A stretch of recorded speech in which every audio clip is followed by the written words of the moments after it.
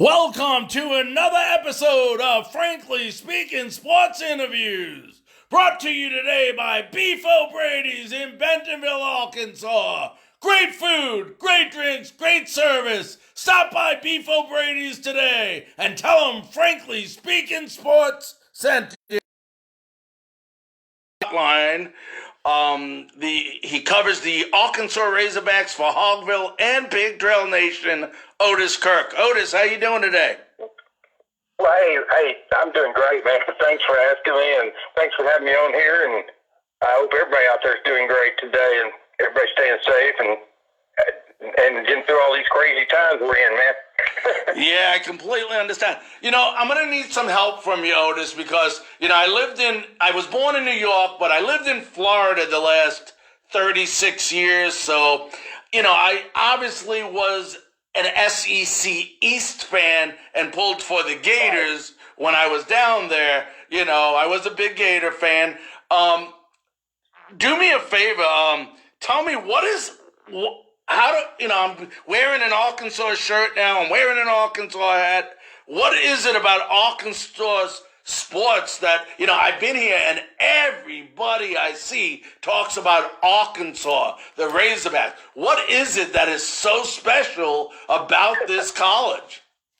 Well, one thing, there's no pro teams in Arkansas. I mean, there's really not another Power Five school either, and then there's no NFL or NBA teams in Arkansas.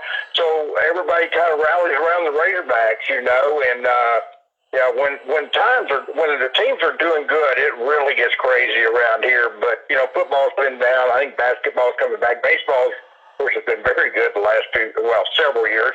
But I think the biggest thing is there's just no pro teams. There's not any other Power Five. I mean, you're talking about Florida, but you've got Miami, you've got Florida, you got Florida State, and then of course that's not count Central Florida and schools like that. So here it's just Arkansas State, but it's not a Power Five school. So I think everybody. I'm going to tell you, I'll get off this real quick, but some of the biggest fans I know are people that went to other schools like Henderson or Southern Arkansas or UCA. I mean, a lot of these people didn't even go to Arkansas. That's what's crazy. Some of the most avid fans I know went to smaller schools in Arkansas, but they're huge Razorback fans, So I guess that says a lot right there. Yeah, and like I said, I got my Razorback. I'm already ready to switch. I'm hoping there's a football season and all that. And leading into that, Hunter Yurachek, the athletic director of the Razorbacks, came out probably a couple weeks ago, and he made it very clear. He plans on having the football team start practice on time, and he plans on them on September 5th opening up and being ready to go ahead and play their home opener on the 5th. Do you see that plan being executed? Yeah, I do. Now, with that said, this is May the 19th? Yeah. We're talking 3.5 months down the road, and then a lot of this stuff is, anything we say today is subject to change in a month or 2 months, because they're going to come back probably on June the 1st. The UVA students, athletes are probably going to come back and open this thing up on June the 1st here, and slowly but surely work back into sports. But so anything we say today is subject to change. But right now, I do think they'll play on September the 5th. Now, obviously, with the country opening back up to a degree, and with the standards is in place and stuff, if something happens, there's a big spike of this virus again, and there's some deaths or something, then obviously all bets are off. But right now, I think that's the plan, and I think right now it'll happen. The key is going to be, if they do play September the 5th, how many fans are going to be allowed to be there? And I'm not one of those that believes college football is going to play without fans. Not in the SEC anyway. I don't believe that. Now, will it be packed stadiums? I don't believe that either. But I don't think they're going to play without fans in the stands. I just don't see that happening. I think there will be fans. I think there'll be some rules in place, and as I said, we're talking 3.5 months down the road. A lot more will be determined about how people handle this virus and getting back into everything. if they come back on June the 1st like planned, and there's not a lot of sickness or not a lot of red flags, then I think you'll see, probably allow I don't know what capacity, maybe half or 2/3 or something, but I don't think you're going to see a full capacity. And I'm not talking about just Arkansas, I'm talking about any of the SEC schools. Absolutely. No, I agree with you. And, may sound funny, but I'd probably be one of the fans that would be there. Like I said, SEC, there's no better football than SEC football. Now, there's, on a team that wasn't very successful, I want to talk a little bit of football first before we get into the other sports. On a team that wasn't very successful last year, there is a lot of excitement being built around this upcoming year in football. You got a new head coach in Sam Pittman. Obviously a completely different coaching staff, which means you're going to have a different offense and a different defense. And you got the guy that I was used to watching for the last couple of years at quarterback in Felipe Franks. What are your expectations for the upcoming year?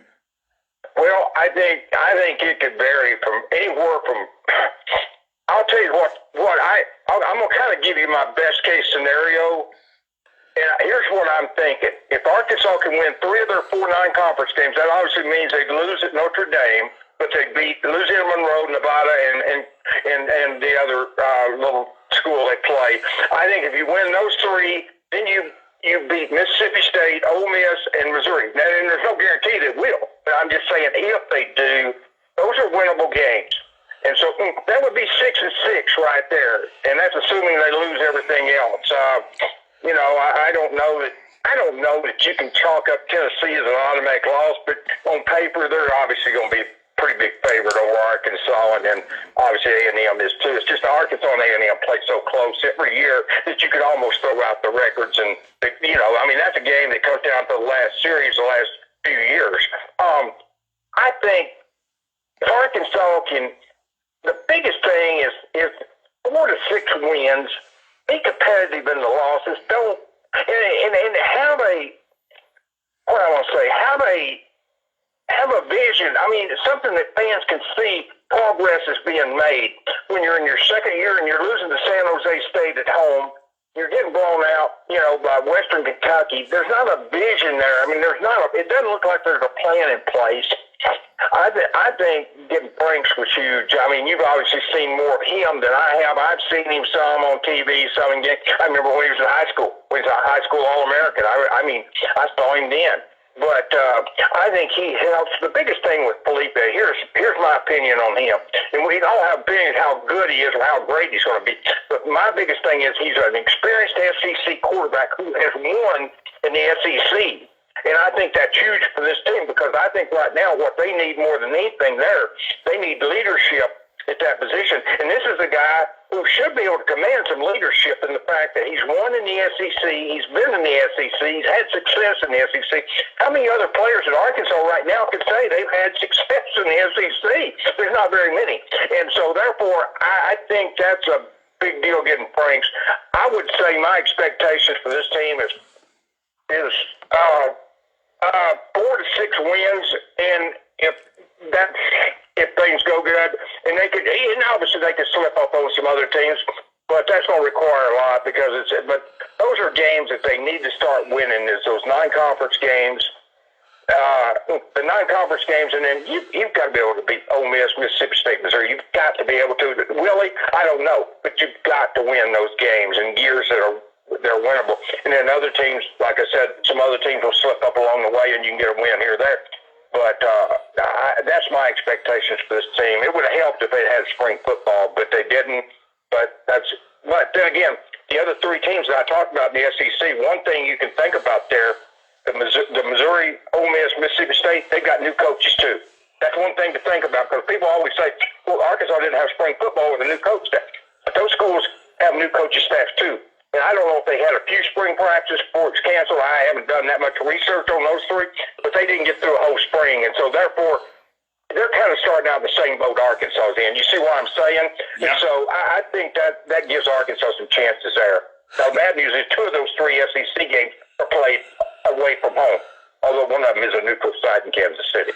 Well, and you know what helps Arkansas as well? You know, Felipe Franks' first year was under McIlvain, who was a very unsuccessful coach at University of Florida. So he knows what it's like to go from losing a losing season to a winning season, which he did with Dan Mullen the previous year. And then, of course, everybody knows what happened last year with his injury, that gruesome injury that he received before Kyle Trask. So to have a guy like that, and now, you know, a team that lost, you know, I think they only won, 3 games last year? 2 games last year and 2 the year before and 4 the year before. I think you're right. I mean, Franks can make up a lot of difference there. He really can. Right. Now let's switch over to basketball a minute, because you know, the one thing that has impressed me since I've been here, and I've been in Arkansas, I'm in Bentonville right now, and that's where I'm living. And the major thing is, it's almost like every single day I hear about Eric Musselman doing another positive thing for the Arkansas basketball team. This guy just seems like he's one heck of a coach, an unbelievable recruiting staff. I think they had the best recruiting staff so far in the last 16 years. I mean, this team has the potential to be a top 10 basketball team next year, don't they? Yeah, they do, and that's the thing about Musselman. And he, you know, back when this search was going on, I was on the SEC Network radio one morning, and they asked me this back when they were looking to coach at Houston and when at Wichita State. They said, "Is there any other dark horse out there that you would want to see Arkansas consider if they didn't get those 2 guys?" And I said, "Yeah, Eric Musselman in Nevada." I mean, I'm telling you, because I talked to some people when he was in the G League out there, the D League, I guess it was then. He was with the LA Defenders, and he was with some other team. He had twice he coached head coach in the NBA. I talk to people who tell me this is the best fundamental coach in the country. They say this guy is really good. They were telling me that. And I just was impressed with his work ethic. I mean, he's almost a psycho in a sense.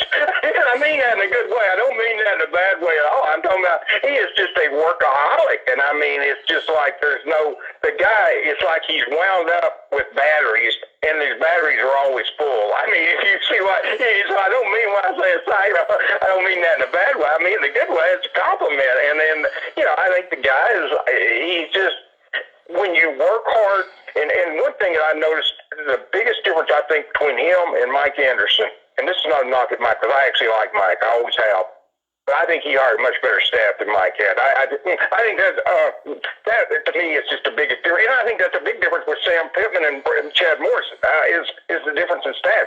I think Musselman and Pittman came in and got it. They hired top-notch staffs, because you can't do it all by yourself. As hard as Musselman works, he can't do it all himself. And he went out and got a great recruiter from OU. He went and got a guy who coached LeBron James and Kobe Bryant in the NBA. He went and got a guy that played with Michael Jordan with the Bulls. You know, I mean, yeah, when you go into a home and you've got guys that say, you know, hey, I coached Buddy Hield. I coached, this guy. I coached LeBron. I coached Kobe. I played with Michael Jordan. Hey, these kids, those are names that people can relate to. You know what I mean? I mean, it don't matter who you like, which your teams you follow. When you go into a home and you say, I coached LeBron, I played with Michael, and I coached Kobe, those are 3 names. I don't care how young a kid is. Those are 3 basketball names that everybody knows, you know, and knows. And that's what he went and got, his staff to consider that, and it's just amazing. And then he's a workaholic, like I said. He teaches along the way. It's not just throw the ball up and hope for something good. He teaches them, and honestly, he could probably be, if you're a player, he could probably be a little annoying at times in the fact that he's so stickler on fundamental. But at the end of the day, the people who listen to him, look at the improvement that Matt Jones made this year. I mean, when you look at the improvement, if you listen to him and do what he tells you, you will get a lot better. And that's why I'd like to see Isaiah Joe come back for another year, play the full season, learn more under Musselman, and then next year have a chance to be drafted fairly high in the NBA draft. Well, and that was my next question, actually. You read right into it, Otis. We're talking to Otis Kirk. He covers the Arkansas Razorbacks for Hogville and Pigtrail Nation. Isaiah Joe entered the draft, but he did not hire an agent, which means he's eligible to come back. Right. Knowing what you know about Isaiah, which way are you leaning? Do you think he's gonna? Because I agree with you. His stake, he has a lot better, stake at playing with Arkansas next year, up in that draft pick number, and maybe moving way up. Because right now he's not expected to go, in the in the middle rounds, maybe. So. What would you do? Go in some of the rounds. Some places don't even have him in the draft. Here's my thinking on this. I'm an NBA fan. I'm an obvious Lakers diehard, but here's my thinking on the NBA. First, there may not be. We don't know. There may not be a combine this year that you can go to. Okay, that's a mark against Joe. There may not be individual team workouts in person. That's another way you could move up that you may not be able to. There may not be a summer league in Vegas. I think the teams are still going to be playing regular season basketball when summer league would have been held. So there goes a lot of ways that you can go to make a team and impress scouts, and he may not get an opportunity to do any of that. So how do you move up that high in the draft if you can't do any of that? They may have virtual deals or workouts, but those are not the same. And I'm going to tell you something about Isaiah Joe. People may not know him, don't know how intelligent that kid is. Very smart, intelligent kid. He's the type that if you got him in the room with you and you're a general manager of a team or coach and you talk to him, that's going to move him up. That's going to move him up because the kid is super intelligent, very good talker, very smart, and it's real. And that's why I'd like to see Joe come back and maybe all this other stuff clear out and him get a chance to really go to the combine, talk to teams one-on-one, because when he does that, he's going to impress people because he's very intelligent, and people, everybody likes intelligent people. They can just do things for you that other people may not be able to do. Now, if I'm correct, he was the SEC scoring leader last year. And Joe? Yeah. Jones. Oh, I'm sorry, Jones was. Yeah, Jones was, yeah. Now, Joe missed some games when Arkansas didn't have him. When Arkansas didn't have him some games, they lost some games that, they probably would have won with him. Biggest thing with Isaiah is he doesn't create a shot real well off the dribble stuff, and he doesn't. If he's open, he can hit them. But there's a lot of things that he can work to improve on, and he can make that leap. Matt Jones was a junior this year. Look at the leap he made from his sophomore year to his junior year, and that's what Isaiah Joe can do. And if he does that, and some of this other stuff smooths out, and there's actual basketball workouts and stuff next year, then he can move up. He might even move at the end of the first round next year. So that's where he could really pay off. My gut tells me that Joe will come back, but man, he may not. But I think it's a big gamble for him to go. A big gamble. And how much more of a better team that team would be with him on that team? Oh yeah. My goodness! Now, before I let you go, Otis, I have to ask you this question. Spring sports altogether were canceled this year, which included baseball. I'm a huge baseball fan. Very, very big baseball fan. College and Major League Baseball. From your perspective, how hard was it not to have spring sports this year? And how hard was the impact on these student athletes? Well, it's tough. You got guys like Heston Kerstead that's going to be drafted, obviously, in the draft coming up in June. They don't get drafted, but they really had a chance to go out and have success this year, maybe do things that Arkansas hadn't been done. We won't go to the World Series 3 years in a row and stuff. It really hurts them, and it was there. They played some, and it was kind of taken away from them, And even not just the spring football, but like the girls' basketball, they were going to the NCAA tournament. Who knows what could? When you get in the tournament, you can get on a run. You don't have to be the better team. You can get on a run there. You know what I'm saying? Oh yeah. You never know what would happen, and you just feel for the kids because some of these kids this was their last year playing college baseball, and they're not going to get to go to the College World Series or even have a chance. Then they might not have gone anyway, but they're not going to have a chance. I think it has to really be brutal blow to them. But hey, it's kind of the times. This year has been that way. We've seen a lot of weird things happen in 2020. It's been a strange year. Kobe Bryant got killed, and it's just things that you just don't. I don't know. It's just been a strange year. So everything's been kind of strange. But I'm sure those kids really were taken back. Hurt by that, and it's sad, but it's kind of the reality of the way things are right now. Absolutely. Well, Otis, I want to thank you very much for taking the time with us this morning to join us on Frankly Speaking Sports. Well, thank you for asking me. Like I said, anytime I can be on here and help you, let me know. I'd be glad to. And I really do appreciate you asking me to be on here. Thank you so much. And I appreciate you coming on. Maybe we'll see each other at a Razorback game. You bet. Come up and introduce. Hey, have a good day. Be safe and take it easy and good luck with everything. Talk to you later. All right. Talk to you later. Thank you.